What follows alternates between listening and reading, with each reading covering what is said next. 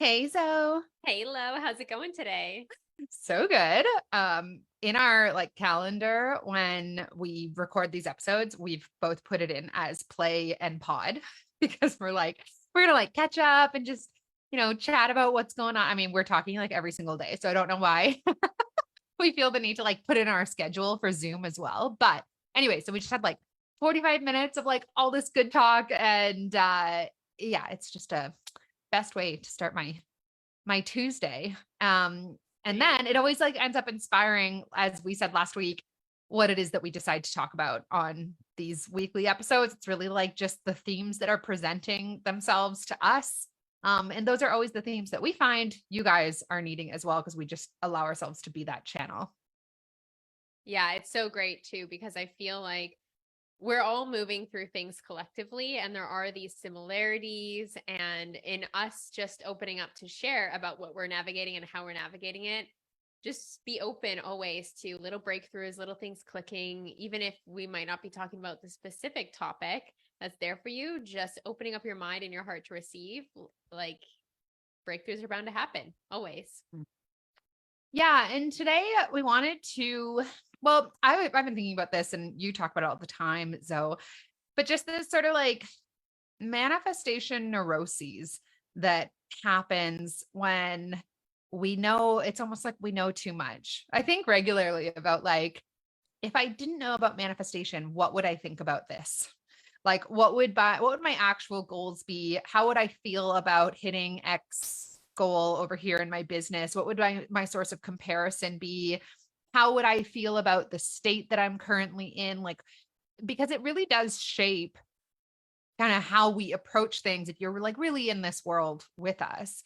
And I think it's important to bring it back regularly to a very simplistic way of understanding manifestation. And that always really, really helps me too, because we get so in our head about I need to be in perfect belief about this, and I need to reprogram all of my every last thought so that it aligns me with X, Y, and Z outcome that I desire. And for me, when I bring it back to the simplicity of everything in our life is something that we have a relationship with. And it's the energy of that relationship that dictates how that thing or that person or that area of your life is going.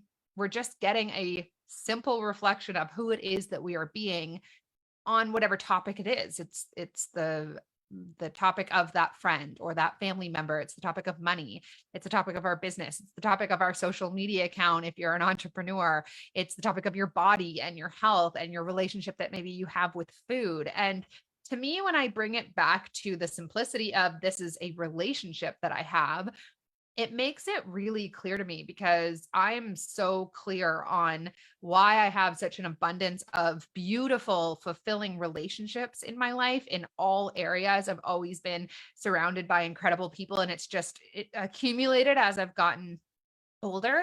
And it is so clear to me it's that who I am being in the area of each one of my relationships is it's I know that the energy dynamic that is required, it's not belief, it's really not anything other than if I want love from this person or the relationships in this area of my life, I have to be love. I have to be openness. That's really all that it is. So if there's a relationship in my life that's sticky, I'm being sticky on some level. And it might be beliefs, it might be something I'm believing about a certain person or about myself in regards to a certain person. But it just really brings it back to simplicity for me to think about every area of our lives, rather than if you're trying to manifest money, rather than cleaning up a lifetime worth of belief. Instead, it's how can I feel differently towards money? How can I cultivate a relationship with money that is based in love and openness, appreciation over fear, scarcity, righteousness, frustration, whatever it is. Yeah, and I love that. Like it's to me really attuning your vibration, your energetic field to that frequency that is love, which is naturally who we are. It feels good, right? Like when you can get to that space of openness, energetically, it also starts to sponsor supportive thoughts of like, I can trust, I'm safe, all is as it should be. And it's like working up to that place. Like maybe if it is money, that is the place that is is triggering like scarcity or fear or something like that, asking yourself, how can I adjust myself right now? Like vibration, like what am I thinking? How am I feeling? Where in my body am I holding tension? Like just starting to really access this state of presence with yourself in the moment of what, if anything, is creating sort of a cycle or a spiral or taking me down from the frequency of love, which is more naturally like where I'm at. And then like we were talking a lot before we popped on this podcast, but just how everything in your life is a sacred relationship.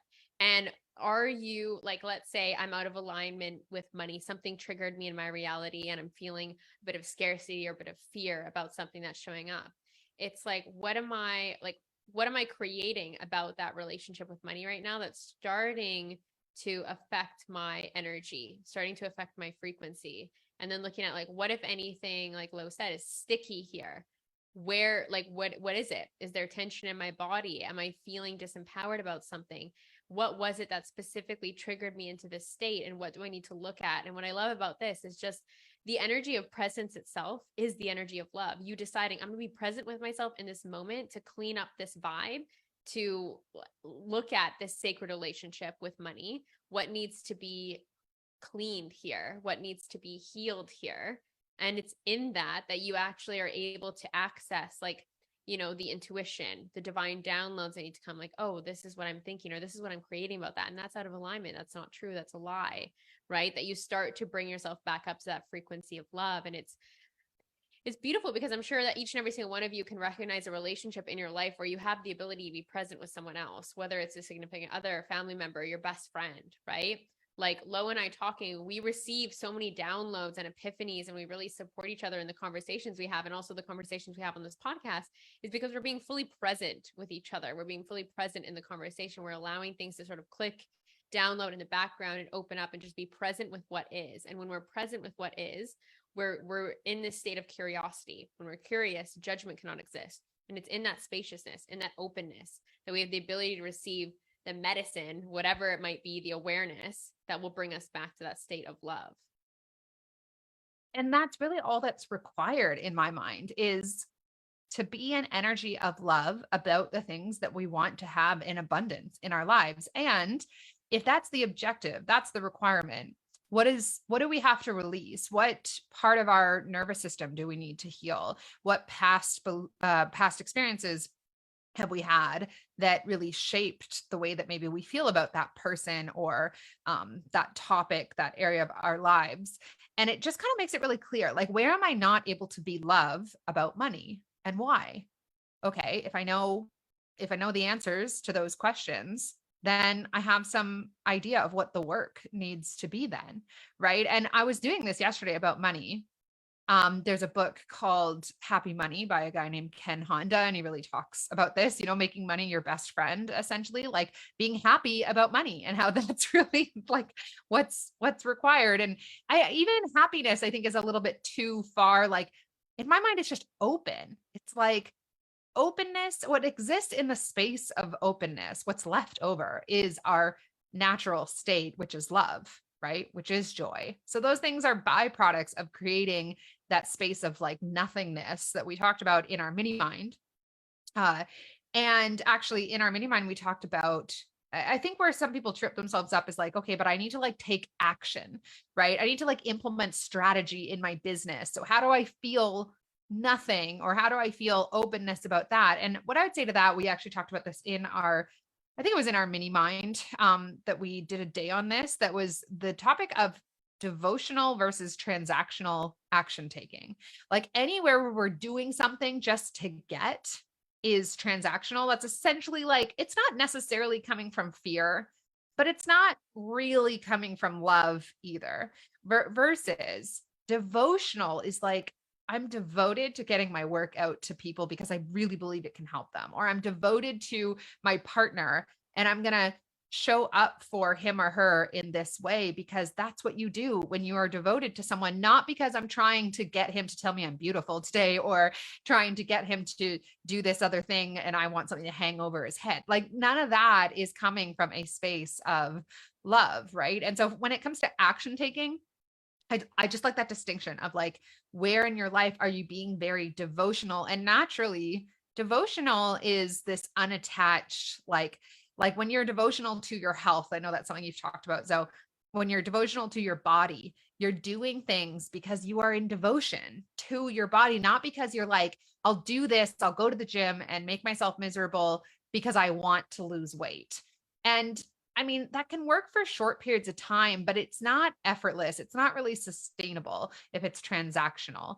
Devotion is something that you do just for the sake of doing it. And it's a very attractive, very love filled, very unattached energy. Like I've always said that about things that I create, my artwork in particular. It's devotional by nature because I just love doing it. And as a result, people just constantly, how can I buy this? How do I learn this from you? What do you have to offer? Can I like following, big numbers of people following me on my art account, not because I have any kind of strategy, but because the energy behind that account and the artwork that it represents is simply devotional. I was never like, I'm going to paint this so that I can get a whole bunch of followers on Instagram. That was just like not a thought in my mind. It was, I love this.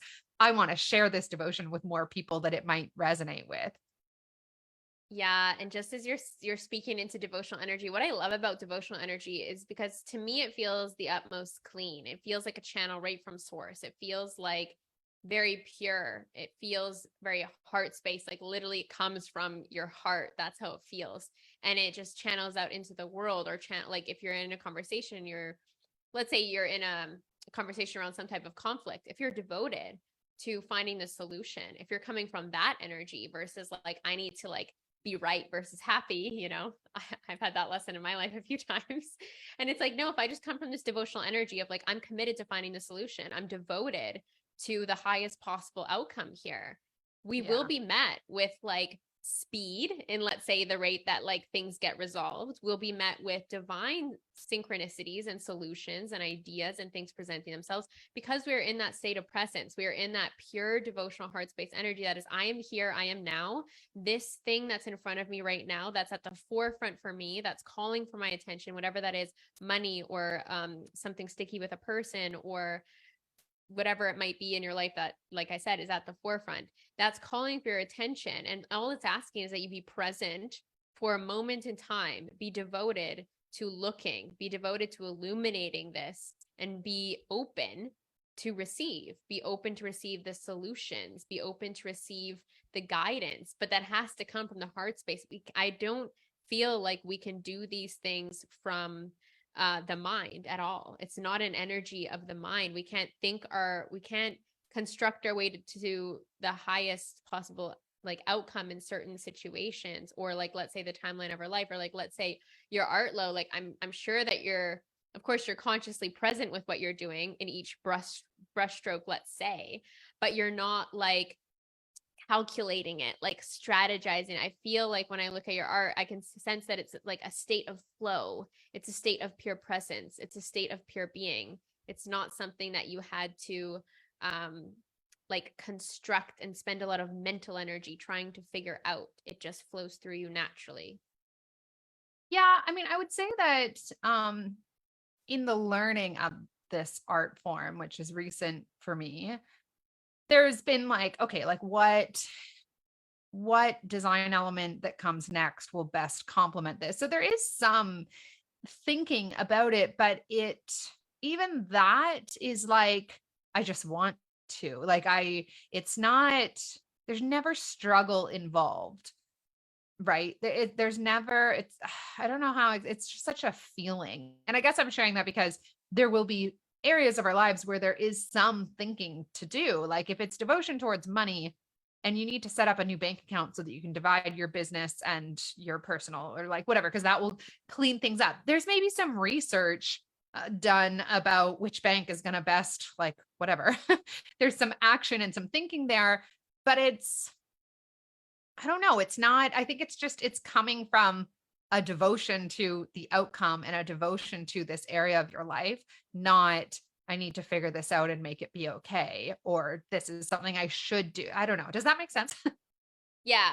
Like it's not like problem solving. Yeah, It's no, like, exactly. yeah. And It's like on the creative. topic of money, yes, creative. It's like that creative, like God, life force energy, pure creation energy. It kind of reminds me, just as we're kind of like stringing in the topic of money here as well, is in A Happy Pocket Full of Money, which is also, I think it's one of my favorite money books ever because it also ties into quantum stuff at the beginning for sure. It's great to listen to. But the author, he speaks about how like us humans, we're not actually like supposed to be in our minds the whole time. The mind actually, when we are operating from that space, it takes an incredible amount of our energy. And he said like the place of, I mean, this is not quoting him, but the place of epiphanies, the place of flow, the place of like the highest form of creation comes from the heart.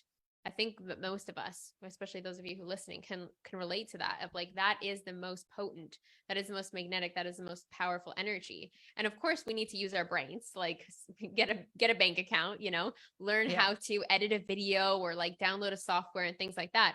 But the initial download, the initial idea to start a podcast, the initial idea to start a business, those things come to us from the heart space through being present with what is, being present with our lives, being present with like exploring, I'm unsatisfied in my 9 to 5 job. Okay, let me explore that. Let me be okay with that. And let me just feel into that. And then the ideas start to come. But when we try to create a solution, problem solve, let's say really fast, like I'm feeling uncomfortable in my 9 to 5. Oh my God, what am I going to do? I'm going to like look at all these other jobs online. I'm going to do this. Unless when I'm speaking about this, it's not coming from that devotional energy. Like I'm devoted to figuring out why Zoe is unhappy in the 9 to 5, and devoted to finding out, well, what could actually be a possibility here, versus being driven by fear or scarcity that something doesn't feel right. I need to change it now, instead of finding that place of openness. Yeah. And I think that this, speaking to the body and to this openness that you've introduced, from a scientific perspective, it is about understanding our intrinsic need for safety. And I think the areas of our lives that we fundamentally feel love towards, and therefore are met with a reflection of that love, are areas where we feel safe, right? You can't be loving towards someone, like truly loving towards someone, that doesn't leave you feeling safe. And a lot of that safety is within us. It's within the nervous system. It's within the body.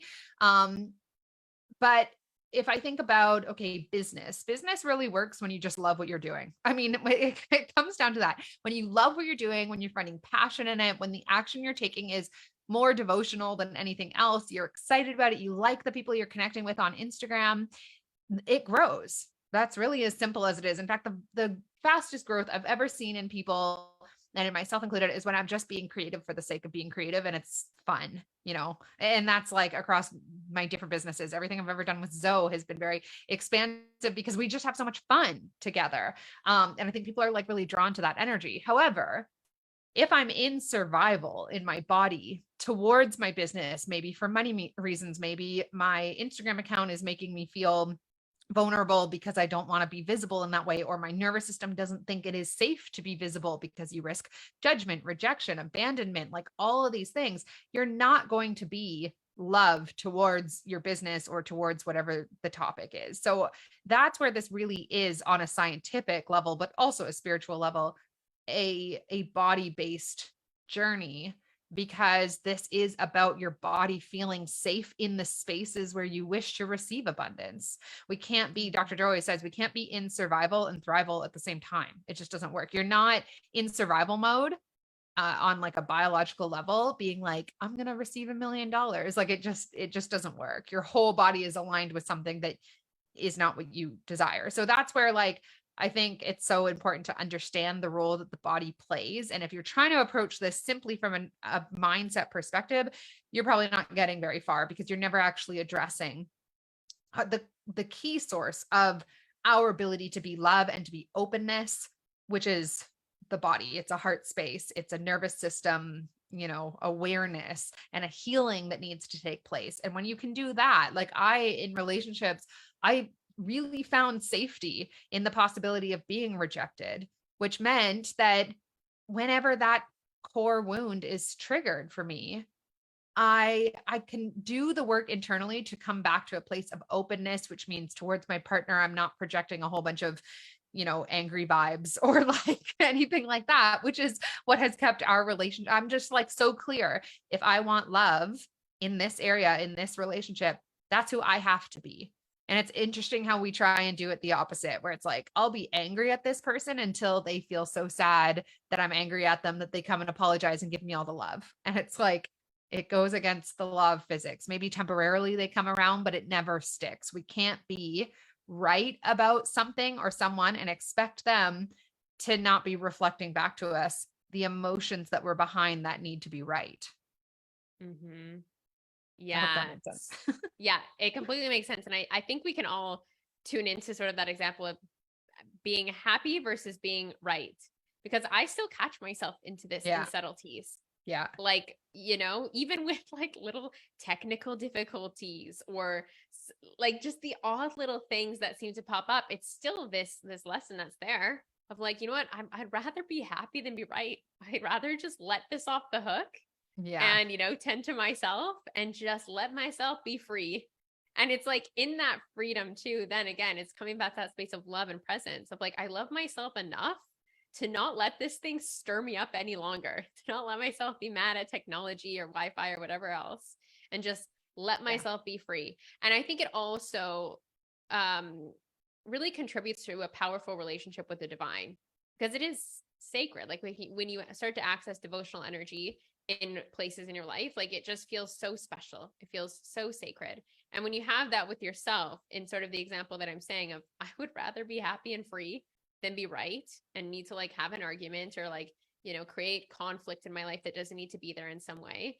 It's just such a pure devotional energy to, let's say, Zoe, and Zoe living her best life and her being free. Freedom is one of my number one values. If there's any moment in time where I can recognize, oh, there's that thing again, wanting to be right versus wanting to be happy, can I free myself? Yes, I free myself. And I come back to this vibration of love, back to this vibration of presence that feels so good because it's the natural state of being. And it just ultimately leads to a much more fulfilling and happier life, because the compound effect of change, if you begin to access this more and more every single day, it builds, it strengthens. You look back on your life and you're like, yes, there's a whole lot of magic here, there's a whole lot of divine energy here, there's a whole lot of creativity here. And that's because I began to access this and practice it every single day, even though in sometimes it might be an uncomfortable trigger that's calling us or asking us to come back to love, to return to love. Mm-hmm. Well, and when you're in righteousness about something needing to be right, you're continuously creating it as is.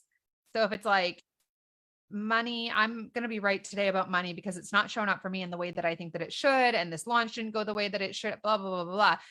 You get to be right about all of that for as long as you want to be, but nothing will shift because you're giving your attention to what is, and therefore keeping it exactly as is, because we create through our observation on things. Literally in the quantum field, what you are focusing on is what is collapsing more and more of into our physical reality. And so if you can just look at, okay, where do I have resistance today? What can I shift within me to feel more love in that area? If it's money that didn't show up when it should have, where, like, it's any perspective shift that's going to help you to be like, well, maybe that launch wasn't supposed to go the way that it was. Maybe it was exactly what I needed, even if it doesn't feel that way to me right now. How else has money shown up for me? Where, like, whatever. But as long as we are in that righteousness, we're not letting things move. And I have consistently created quantum leaps only when I am finding okayness and even love for what is. And actually, it has been very easy to quantum leap my life when I'm in love with what is, right? And like, you don't have to be in love. If there's an area of your life you really want to change, you don't have to necessarily fall in love with it. Although I would challenge yourself. Like, if you have a lifetime worth of being angry about money, what would it take to fall in love with your money, with your debt, with the mistakes that you've made in the past? What would it take, like, not just to find okayness, but to actually be in celebration of your journey with money, or to actually be in celebration of your relationship with your body, because I've had so many experiences, and the last episode was called acceptance, or loving what is, but about acceptance. When I find acceptance for something, which is a decision to no longer fight what is and to find total okayness and even love for what is, what I want just like floods right in, because now I'm not focusing on the thing I no longer want. So it like all kind of wraps in. But if you can even let that space of creating love and okayness be enough, I mean, there's areas in my life where I don't have rules that say I have to believe this and be thinking about that.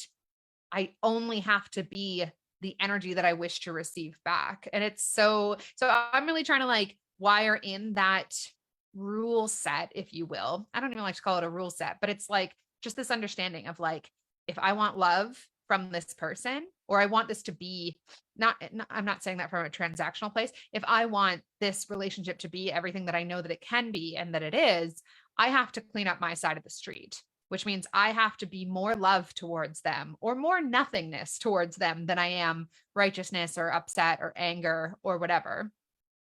And it's so funny because then when I think about something like money, I still have these like underlying beliefs or rules that say I have to do all of this money work and believe these things and be taking this kind of action. When in reality, it's like life has been the most effortlessly abundant for me when I felt love towards money. Like, and I was devotional about it. Yeah, I mean, that's really it. If you feel love towards it, you'll receive more of it in your life. But if you feel anger towards it, you'll also receive more money in your life. So how can you switch from fear into love? It's really just those two things, those two energies.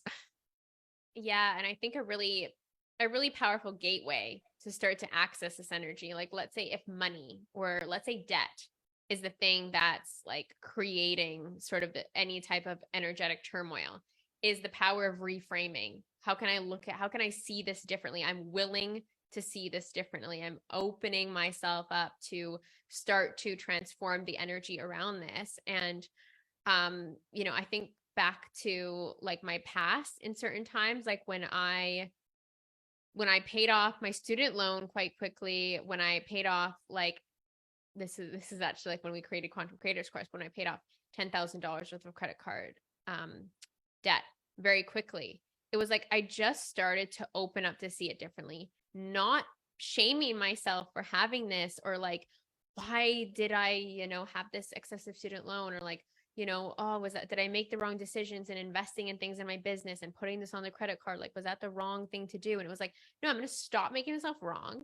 How am I going to reframe this? And I remember I had this reframe on the debt before it quantumly got I actually really appreciate this example because it was in the unfolding of like the Quantum Creators Course, and I shared about it inside of that, and it happened faster than I expected. And one of the like gateways, which always leads to quantum leaps, is the reframe, the willingness to see things differently. It's like, I'm going to let myself off the hook again. I'm going to just decide I'm not going to be right about the fact that I made mistakes. I don't want to be right anymore in the wrong making of myself in this journey. As I started to look at debt, I reframed it as like, this was a luxury.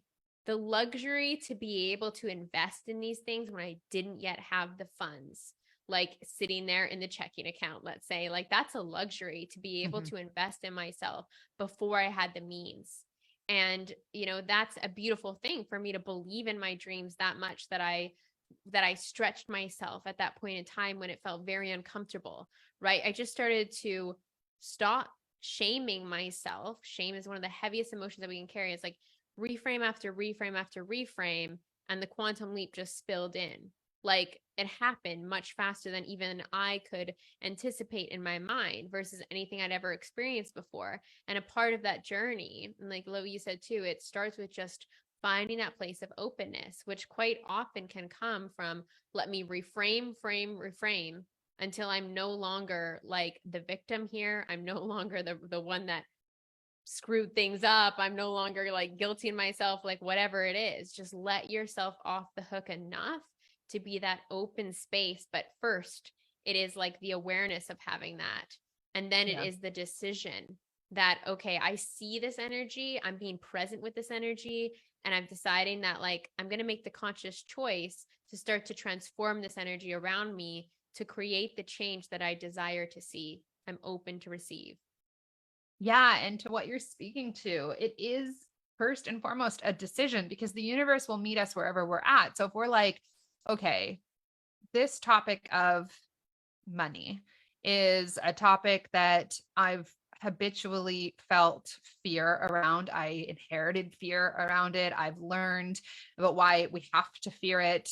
And that's what is so familiar to my body and my brain. And this is like cellular. Like, we experience the emotions of stress to such a level that they are coded into our DNA. We inherit it from our ancestors, from our parents. Of course, it's a lot easier to stay in the way of thinking and feeling, in this case about money, that you've known your whole life. It's literally, your body is literally wired for it. And so then we come along and we're like, love money. Like, namaste and money, and we're best friends. And there's a very big, all of you that wants to be like, but this is why I can't though, because this is what my checking account looks like. And these are the stresses that I'm under. And we actually like cut the universe off from wanting to show us perspective shifts, wanting to aid us in making that shift, that change, by saying, but I can't find love for this, or I can't find acceptance about my body. And it's the slightest softening, as Zoe is saying, to, even though I've never, seen this be possible for me, or experienced a life or a world in which I could feel differently about this, I'm open to it. I'm open to the possibility of transforming my energetic or my emotional relationship around money or my body. Even it feels kind of impossible, but you know what? I'm open. I'm not going to like decide any longer that this is not something that's available to me. Like, I can't feel differently about money until these bills are paid, and here's why. And that's what we do. We say, I can't feel differently about this, or this isn't going to change because it never has before. And it's like, okay, like, sure, you're right. You're absolutely right that it will never change in that decision, in that statement. So first and foremost, you have to be willing to let down that armor a little bit, understand that your body and all of your DNA is literally coded to keep you where you're at. And it's going to take something to decide to shift it, decide to see things differently. And that's something that only you can do. The universe will not do this work for you. It will aid you in you making that decision, but you have to go first.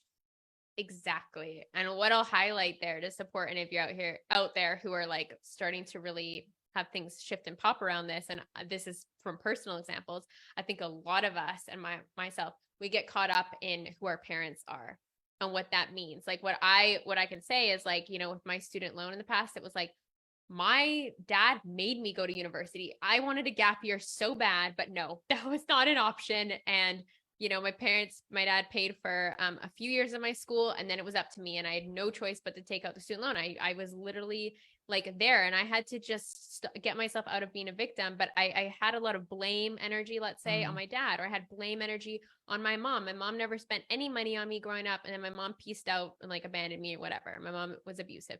There's like a lot of story, a lot of weight there about who my parents were and what that means about me and money in my life at any given time. And it was like, I had to really illuminate that and say, you know what? It doesn't matter what the circumstances were in my childhood. It doesn't matter that I had to go to university. This is like what reality is presenting to me right now. So how can I free myself? How can I liberate myself? How can I let myself off of the hook, decide and be willing to see things differently instead of resenting school and like university, let's say postgraduate education, instead of resenting that, like looking at, okay, well, I learned a lot about myself. I, in my journey, I think about university, like I didn't really know what I wanted to do, but I actually decided at some point along university to start choosing what interested me. And that shift in itself was like a powerful shift to make. Instead of everyone in my life is telling me I would be a good teacher, I'm sort of going down this route. And then I was like, no, I'm actually like very much interested in human wellness. And then I shifted and did my major in kinesiology. I learned a lot about the body. I learned how to take care of my body in different ways.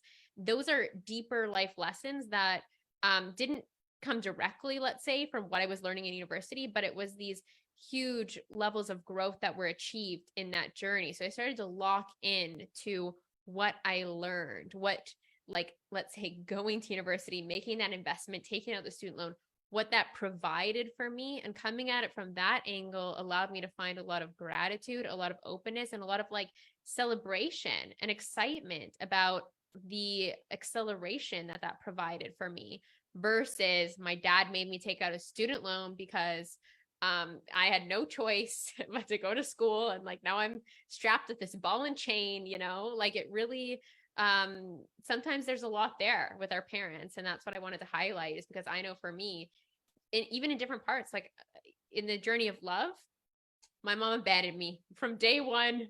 Fuck, Right. I'm screwed, you know. It like that. Well, Like, just to bring us some lightness there, but that's it. well, and that's the thing. You would be totally justified in being right that on the topic of loving relationships, that like you were not set up for success, right? So it's like probably Yeah. not something that you're ever like, you're never going to feel like, you could easily say, I don't think in this lifetime I am meant to experience love in the way that, you know, because I wasn't set up for that, or here all like, and nobody could really even argue with you, right? But you would be right over being happy, which is actually then opening yourself. And like everyone knows that Zoe is like the chaser of all things, her own personal growth, not chaser, the doer of. You just like dive the heck in. Like you never let that be the reason that you weren't going to have love in your life in all forms, and abundance in your life in all forms. And the perspective shift that you're talking about was actually where I was going to go with it next. So that's perfect. But this, I think, is the most underrated source of personal power. In my mind, it's probably the only real source of personal power that we have, because we can't control what happens to us every day. You know, we think that we're like, I'll just get my vibration so high that only good things happen to me. And it's like, this is planet, we're meant to have contrasting experiences. Like that endeavor goes against what you came here for to experience. You're meant to experience the good and the bad, the polarity of life. That's where the growth, that's where the real beauty is. What you do have control over is the story that you tell about things every single day. And that's probably where I would have people start with this work, is just to look for like, well, what else is true? What else is true on the topic of love? Or what else is true on the topic of my body? What else is true on the topic of money that is more in alignment with the energy of love or okayness or acceptance? And can I just start to practice some of those thoughts and their accompanying emotions each day? Because when I think about money, what's available is like a lot of what Zoe is talking about. And I'm angry at like inflation and the grocery prices in Canada. And I want to be right about, you know, how the government's making it impossible for people to like even put food on their table, like all this stuff, you know, that's true. Does that serve me? Absolutely not. It does the actual opposite. What is also true is that money is something that's always been present in my life. I actually believe money loves to come to me. I've always been good at making money. Money feels like a friend and an ally to me when I really just strip it away from everything it's like attached to. When I make it about like me and money and our relationship, I can actually really start to easily access thoughts and emotions that feel very love based. But that's a decision that I then have to practice and stand by, because there's so much opportunity to fall into the other truths about money, which don't serve me. And that's where, like, when I hear people, you know, and I've certainly done it in my own life, when I hear people fighting for the thing they don't want, I just want to be like, you know, you're just continuously creating this. Like, do you want more of these kinds of people in your life? Okay, cool. Let's stop talking about them then. Right. So yeah, I think like that perspective shift, that's like the place to really start with it and spend time in the emotions of what else is available. Yeah. Yeah. I mean, I hope that I'm sure that it did illuminate something for each of you today, because I feel like just even as we're talking about this, some like little things are sparking in the background for me of like, ooh, micro adjustments I can make in like these different areas of my life. And yeah, I mean, I feel pretty complete, Lo. I don't have anything else to add here. I feel like this was fire. Yeah. Always. All right. We love you guys. We'll see you next week. Love you.